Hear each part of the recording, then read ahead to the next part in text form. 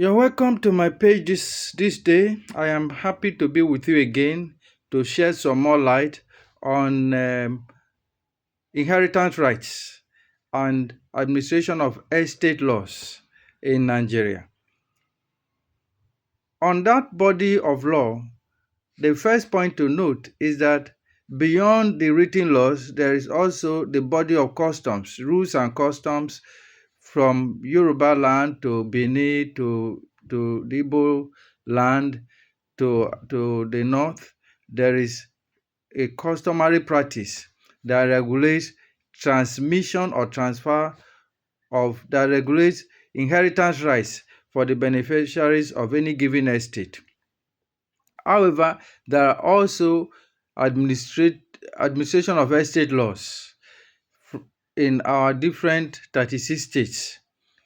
The important thing to note is that it's always important for a patriarch or a matriarch, any property owner, to begin to have a mindset of what happens after his time to his properties, particularly, and ensuring that there is a smooth transfer of those rights to his children or to any other beneficiary as he wishes.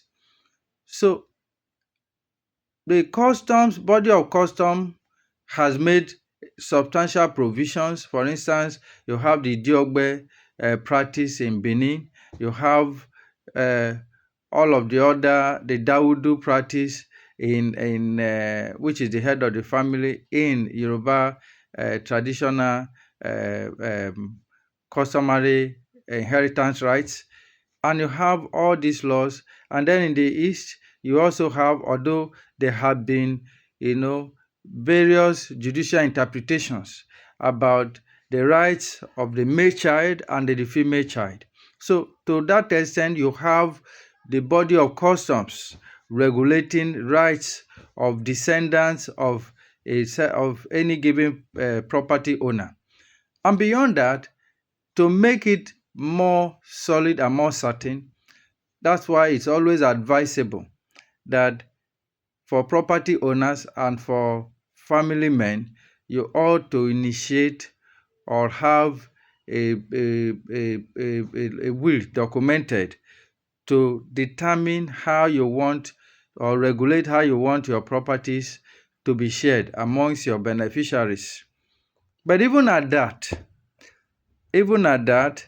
the administration of estate laws has made two provisions to ensure, complete order in administration of property rights for the beneficiaries. In the case where there is no will, and this is usually the case, you have a letter of administration to regulate the property rights and inheritance rights for the beneficiaries. In this case, for the letter of administration, in the absence of a will, the family will decide on one or two persons who should be put in place as the administrators of the estate, and a letter of administration granted to those ones to oversee the management of the estate properties.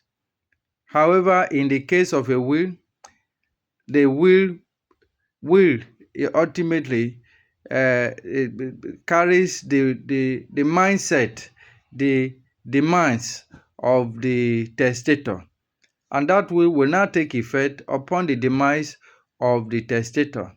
But the important thing is that after the will has been read, it's also important that the appointed executors or executrix, as the case may be, will also move ahead to process letter of probate to ensure that that is also granted. And then upon the basis of that grant or probate, they can now go ahead, the executors or executrix can now go ahead and administer the transfer or transmission of those property rights shared as the testator would have required or demanded in his will. So this is also important. So By and large, the critical point is that while you acquire those properties, you should not forget about putting the right uh, things in place to ensure a seamless transmission and transfer and sharing of those property interests amongst your beneficiaries. This will reduce tension and this will ensure that everybody's right is preserved.